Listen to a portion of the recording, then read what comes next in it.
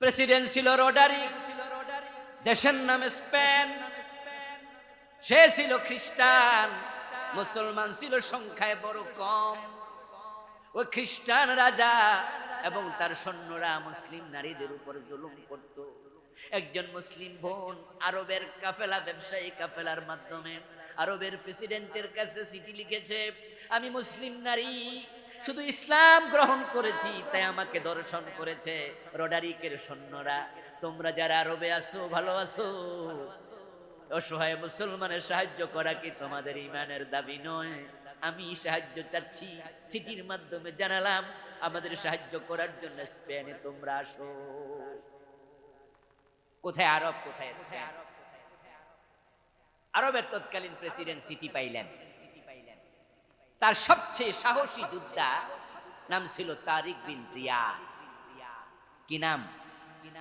ও আজ কিছু বাড়িতে নিয়ে লগে কইরা। কিছু কিছু মানুষের নাম মুখস্থ করার মাঝেও ফজিলত আছে। তারিক বিন জিয়াদকে বললেন, তুমি রেডি হও। 4000 সৈন্য সাথে দিলেন, বললেন চলে যাও স্পেনে। আমার মুসলিম বোন সেখানে ধর্ষিতা হয়েছে, ওই জালেমদের উপর প্রতিশোধ নিতে হবে। অন্যায় করব না, অন্যায় সহ্য করাও হবে না। শাহজালাল যা বুঝেছেন। সাথে সাথে তারিক বিন জিয়াদ 4000 সৈন্য নিয়ে স্পেনে চলে গেলেন, ডিঙ্গি নৌকা দিয়ে। তৎকালীন যুগে আজকের মতো গাড়ি ঘোড়া, বিমান, হেলিকপ্টার ছিল নাকি? আজ থেকে আরো 700-800 বছর আগে ঠেলা গাড়িও তো ছিল। আর ঠেলা গাড়িও আবিষ্কার হয় না, ইঞ্জিনের নৌকা ছিল না। সাগর ফাড়ি দিয়া, মহাসাগর ফাড়ি দিয়া আরব থেকে স্পেনে চলে গেলেন। উঠলেন তিনি স্পেনের মাটিতে। উঠে তিনি নির্দেশ দিলেন সবগুলা নৌকা তলা ছিদ্র করে পানির মাঝে ডুবিয়ে দাও। যিনি সেনাপতি, তার আদেশ মানতে বাকিরা বাধ্য। তারিক বিন জিয়াদ রাহিমাহুল্লাহ এই অর্ডার দেওয়ার পরে তার লোকেরা যতগুলো নৌকায় চড়ে তারা গেলেন, সবগুলো নৌকা তলা ছিদ্র করে পানিতে ডুবাই দিলেন। এবার তিনি একটা ভাষণ দিলেন, আলহামদুলিল্লাহ ওয়াসসালাতু ওয়াসসালামু আলা রাসূলিল্লাহ ইয়া মা'শারাল মুসলিমিন আইনাল মাফা। আল্লাহর প্রশংসা করলেন, রাসূলের দুরূদ পড়লেন, তারপরে মুসলমানদেরকে লক্ষ্য করে বললেন, ও মুসলমানেরা, 4000 যোদ্ধা পলাবে কোথায়? পলানোর জায়গা নাই, সব নৌকা আমি কি করছি? কথা বাকিটা কোন নাম নারা কি করছি? ডুবাই দিছি, নৌকা ডুবাই দিছি। আইনাল মাফার, পালাবে কই? পালানোর জায়গা নাই। এখন এবার তাকাও, সামনে রোডারিকের সৈন্যরা। তোমরা 4000 আসছো শুনলে, ওরাও তো কয়েক লাখ আছে। এরা কি তোমাদের কপালে চুমো দেবে না তলোয়ার নিয়ে তোমাদের বিরুদ্ধে ঝাঁপাইয়া পড়বে? ভাইবা দেখো, সামনে রোডারিকের বাহিনী, পিছনে আছে সাগরের পানি। যদি সামনে ডরে না যাও, ভয়ে না যাও যে আমরা মাইরা লাইবো, কাইটা লাইবো, তাহলে পিছনে ডুববা মর। পলাইতে যেন না পারো, এজন্য সব নৌকা ডুবাই দিছে। এবার বলুন তো, মুসলমানরা কি আত্মহত্যা করে? এতগুলো মানুষ জবাবটা আসতে দিচ্ছেন কেন ভাইয়েরা? জবাব দেন না। মুসলমান কি কাপুরুষ? আত্মহত্যা করে? ডুব দিয়া মরবে? উনি বুঝেন যে না, কেউ ডুব দেবে না, আত্মহত্যা করবে না।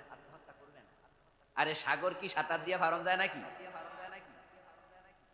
তাহলে সামনে আছে শাহাদাত। আত্মহত্যা মহাপাপ, কবিরা গুনাহ, ডুবে মারা যাবে না। তাহলে শাহাদাত ছাড়া বিকল্প কিছু নাই। তোমরা শহীদ হতে রাজি আছো কিনা? 4000 তলোয়ার একসাথে উঠলো আকাশের দিকে।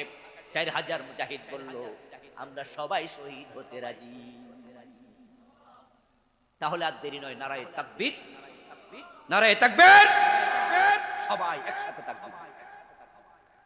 যে 4000 লোকে যদি তাকবীর দেয়, আওয়াজটা কতটুকু যাবে? গোয়েন্দারা খবর পেয়ে রোডারিকের কাছে গিয়ে বলল যে আরে নারায়ে তাকবীর, আল্লাহু আকবার, আল্লাহ শব্দ যেহেতু আছে, নিশ্চয়ই এটা আরব দেশের লোক। মাননীয় প্রেসিডেন্ট, আরব দেশ থেকে লোক আসছে তলোয়ার হাতে, মরুভূমি দিয়ে আসতেছে, চিকচিক করে জ্বলছে গ্রাম লোকালয়, হাজার হাজার মানুষ, 4000 লোক কি বাড়ির কাছের কথা? এই কথা শোনার সাথে সাথে রডারিক কয় সাইরা দে মা কাইন্দাবাসী, বৌজি পোলাবাইন লইয়া রাজ দরবারের পিছনের দরজা দিয়া রাজপ্রাসাদ ছেড়ে পালিয়ে গেল। আল্লাহ বিনা যুদ্ধে পুরা স্পেন মুসলমানদের হাতে তুলে দিল।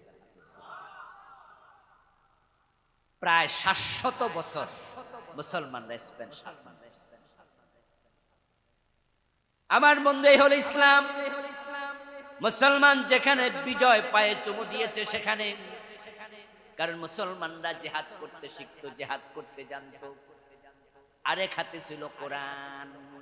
খালিদ বিন ওয়ালিদ বলেছেন, আমরা আদিষ্ট হয়েছি আমাদের সন্তানদেরকে দুটা জিনিস শিখাবো, একটা হলো জিহাদ আর একটা হলো কোরআন। এখন বাংলাদেশের মুসলমান তামাম দুনিয়ার মুসলমান মাইরি খায়। Bosnia, Chechnya, Somalia, Kashmir, Algeria, ফিলিস্তিন, সিরিয়া, ইয়ামান, মায়ানমার, গুজরাট, তাকায়া দেখো সব জায়গা মুসলমান মাইর খায়। কারণ তাদের হাতে এখন কোরআনও নাই, তাদের হাতে জিহাদের তলোয়ারও নাই।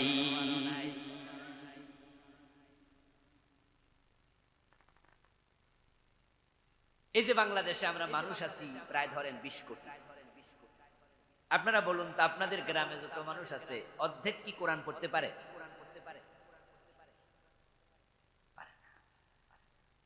100 জনের মাঝে 20 জনে পারে কিনা সন্দেহ। আচ্ছা, যে 20 জনে কোরআন শরীফ পড়তে পারে তার মাঝে শুদ্ধ পারে কয়জনে? আরো কম। ধরেন 10 জনে শুদ্ধ পারে। এবার বলুন তো, যে 10 জন শুদ্ধ পারে সে 10 জনের কোরআনের অর্থ ব্যাখ্যা জানে কয়জনে? হিসাব করেন। এবার 2-4 জন যদি পান, প্রশ্ন করুন তো, যারা জানে তারা কোরআনের আইন মানে কয়জনে? কোরআনে আছে চোর ধরে হাত কাটো, 52 বছরে কাটছেন কয়দিন? কোরআনে আছে জেনা করলে 100 বেত লাগাও, 52 বছরের বাংলাদেশে কোন আদালত 100 বেত লাগাইছে? কোরআনে আছে, আমার দোস্ত, হাদিসে আছে মদ পান করলে 80 বেত লাগাও, বাংলাদেশে 80 বেত লাগাইছে কোন দিন?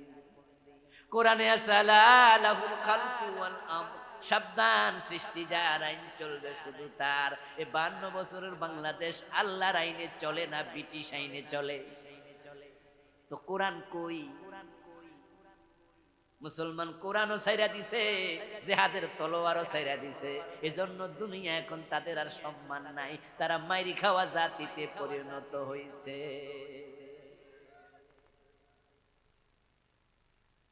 আপনারা কি শুনছেন গত 3-4 দিন আগে ফরিদপুরে 2 জন মুসলমান মেরে লাইছে? যারা শুনছেন তারা একটু জবাব দিয়ে। শুনছেন? অনেকে মানে শুনছেন, না শুনলে এখন শুনলেন।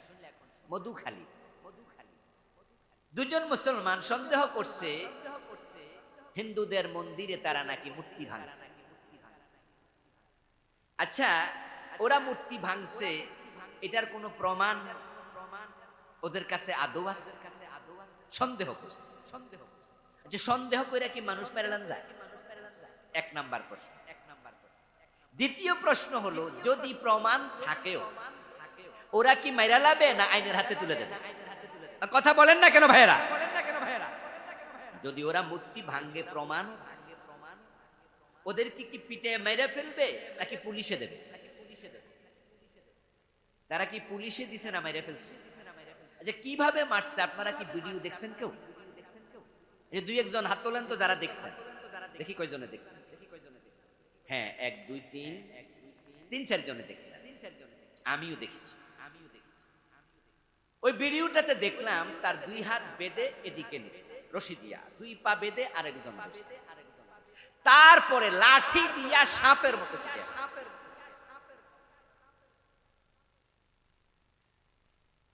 হিন্দুদের সাথে বাংলাদেশে আমাদের কোনো সংঘর্ষ নাই, সংঘাত নেই। এই দেশের হিন্দুরা মুসলমানরা আমরা ভাইয়ের মতো, বন্ধুর মতো এক বাজারের তরকারি কিনি, ঠিক না? একসাথে চলি। এই 52 বছরের বাংলাদেশে আমাদের দেশে কোনো ধর্মীয় রায়ট হয় নাই। আমরা মুসলমানরা মনে করি সংখ্যালঘু হিন্দুরা আমাদের কাছে আমানত। বরং হিন্দুদের দোকানে আমরা যখন খরচ করতে যাই তখন আমরা তাদেরকে হিন্দু মনে করি না, এই দেশের নাগরিক মনে করি, ঠিক কিনা?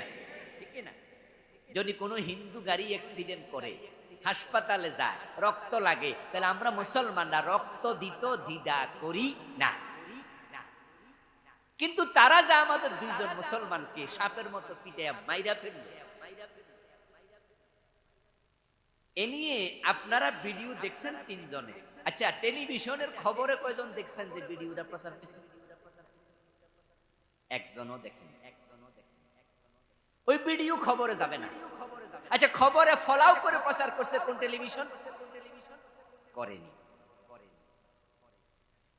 কি বুঝেন?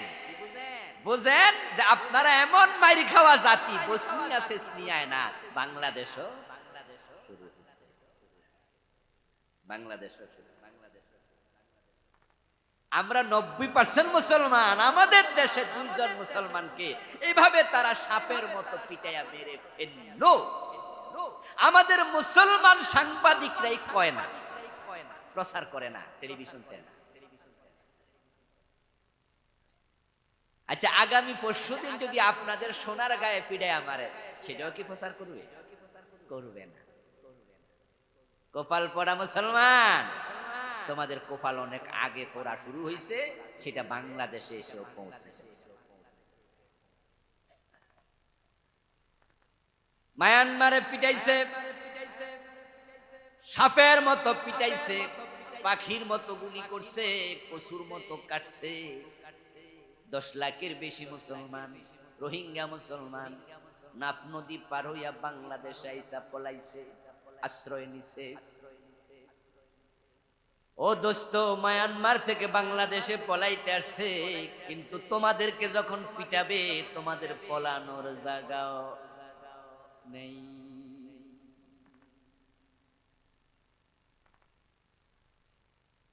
কোরআন ছেড়েছ, তলোয়ার ছেড়েছ, দুইটাই ছেড়েছ।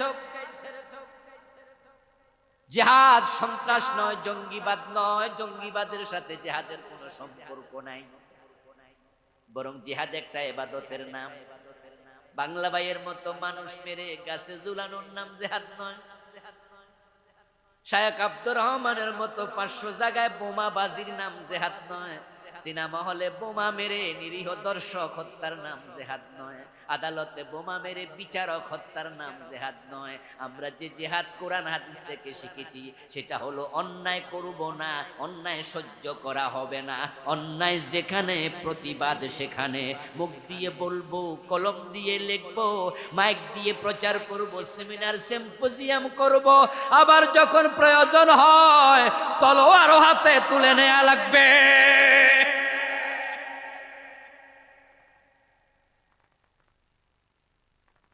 কোরআন শিখাবেন সন্তানকে, কোরআন শিখবেন নিজে। হেদায়েতের কিতাব কোরআন, যে কোরআন ছেড়েছে সে হেদায়েত থেকে বঞ্চিত হবে, এটা রাসূল নিজে বলেছেন। قال النبي صلى الله عليه وسلم من قال به صدق ومن حكم به عدل ومن عمل به أجر ومن دعا إليه هدي إلى صراط مستقيم ومن ابتغى الهدى في غيره أضله الله। ভালো করে শুনুন, রাসূলের হাদিসের অর্থ কি? অর্থ হলো যে কোরআন দিয়ে কথা বলে সে সত্য বলে, যে কোরআন দিয়ে আমল করে সে ভালো আমল করে সওয়াব পাবে, যে কোরআন দিয়ে বিচার করে সে ন্যায় বিচার করে, যে কোরআনের দিকে মানুষকে ডাকে আল্লাহ ডাকনেওয়ালাকে হেদায়েত দেয়, আর যে কোরআন বাদ দিয়া অন্য